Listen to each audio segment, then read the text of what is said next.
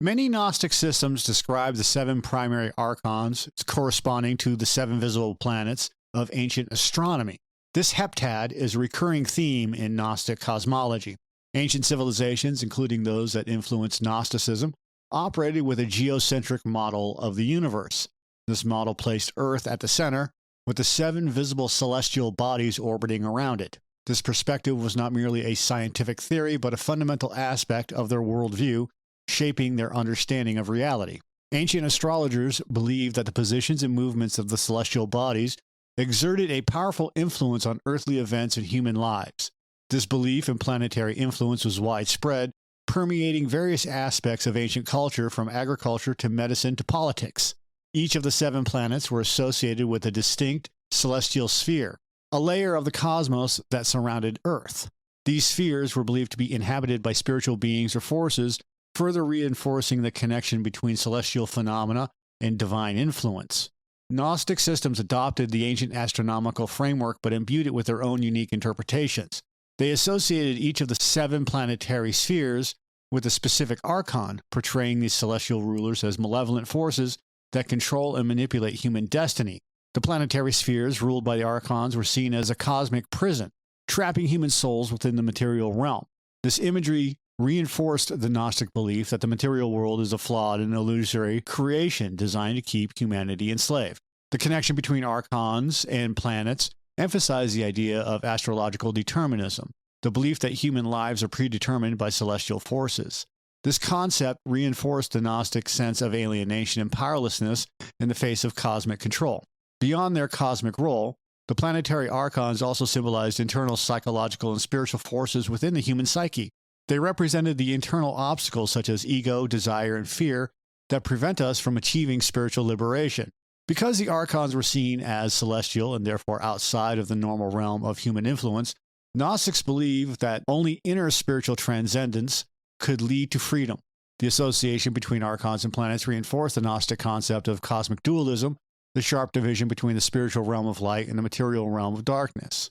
The Gnostic understanding of celestial influence highlighted the spiritual struggle inherent in human existence, the battle between the soul and the forces that seek to control it. The archons manipulate our senses, creating illusions and distortions that keep us from perceiving the true nature of reality. They bombard us with sensory stimuli, distracting us from inner reflection and spiritual awareness. The archons exploit our emotions, fostering fear, anxiety, desire, and other negative feelings that bind us to this material world. They create emotional dependencies and attachments, preventing us from achieving inner peace and liberation. The archons control the flow of information, promoting false beliefs and ideologies that keep us in a state of ignorance. They suppress critical thinking and discourage the pursuit of genuine spiritual knowledge. Through their influence, the archons perpetuate a cycle of karmic entanglement, binding us to repeated incarnations within the material world. They exploit our past actions and desires to keep us trapped in a cycle of suffering. They also influence worldly systems such as governments and social constructs to further their control. They encourage systems that create hierarchies and keep people from discovering their own inner power. The archons represent the boundaries of the Demiurge's creation, the limits imposed upon human potential within the material world. They symbolize the constraints that prevent us from transcending our physical limitations and achieving spiritual freedom. The archons embody the limitations of the ego, the false sense of self that keeps us separate from our true divine nature. They represent the ego's attachments, desires, and fears that prevent us from achieving inner wholeness. They also symbolize our dependence on material possessions, physical pleasures, and worldly validation. They represent the attachments that keep us bound to the transient and illusory aspects of existence. The archons represent the spiritual blindness that prevents us from recognizing our true divine nature and our connection to the pleroma. They symbolize the ignorance that keep us trapped in a state of spiritual slumber. Because of the celestial connections, the archons also represent the control of time, and therefore the control of fate and the limits of the human lifespan.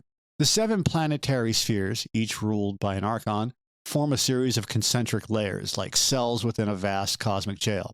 This layered structure emphasizes the idea of progressive confinement, with each sphere representing a deeper level of entrapment.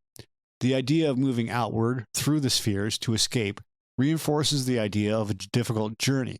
The planetary orbits themselves can be seen as celestial bars, invisible but impenetrable boundaries that restrict the movement of the soul.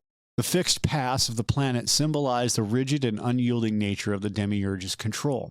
Each Archon acts as a guardian of their respective sphere, a gatekeeper who prevents the soul from ascending to a higher realm. They represent the obstacles that must be overcome on the path to spiritual liberation. The Archons create illusions that serve as the walls of the cosmic prison, distorting perception of reality and keeping us from recognizing our true state of confinement. They create a false reality to keep the souls content. The cosmic prison metaphor evokes a sense of alienation and estrangement, the feeling of being a stranger in a hostile environment.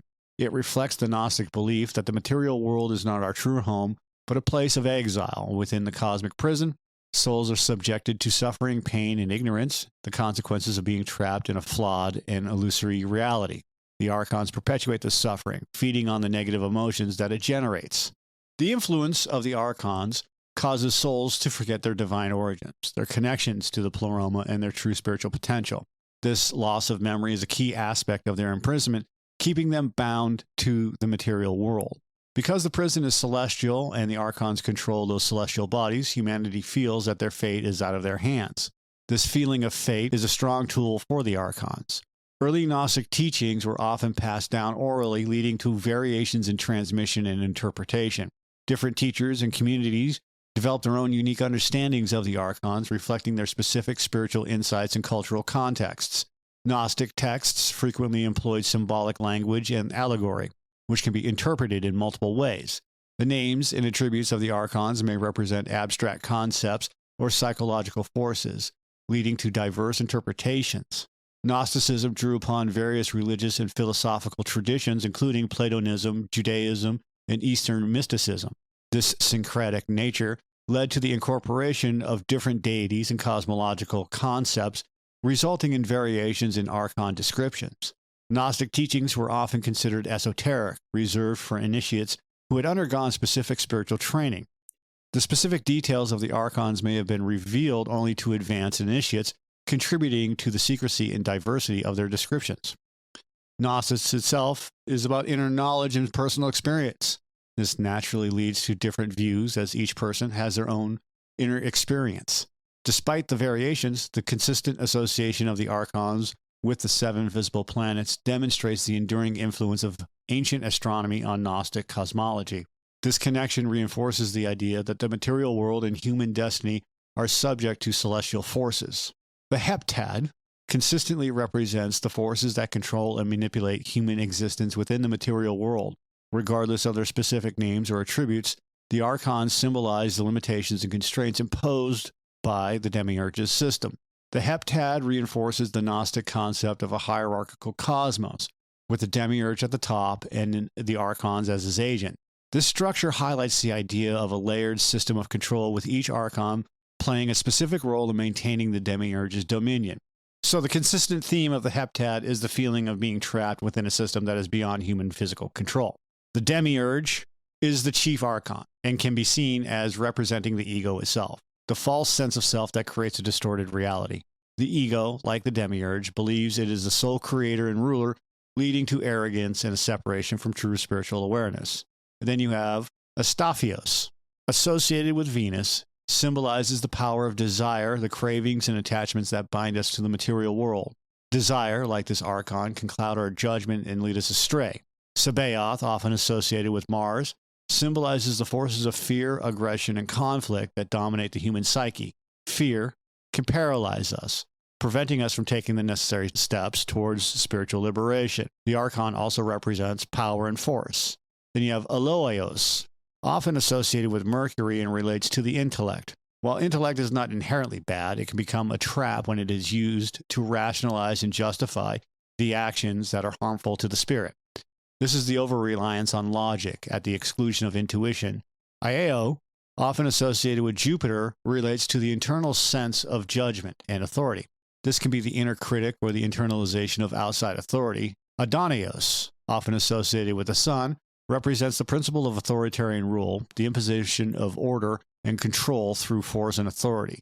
Also represents kingship and dominion. Horaios, often associated with the Moon, represents the emotional fluctuations and mood swings, reflecting the volatile nature of human experience. Also represents the ever-changing nature of the material world. The Archons as a whole can be seen as representing the shadow self, the repressed aspects of our personality that we deny or project onto others. Confronting and integrating the shadow self is essential for achieving spiritual wholeness and liberation. The Archons symbolize the internalized control mechanisms that perpetuate our own imprisonment. They represent the self-limiting beliefs, negative thought patterns, and emotional reactions that keep us trapped in a cycle of suffering. The Gnostic concept of the Archons presents a complex and multifaceted understanding of the forces that influence human existence.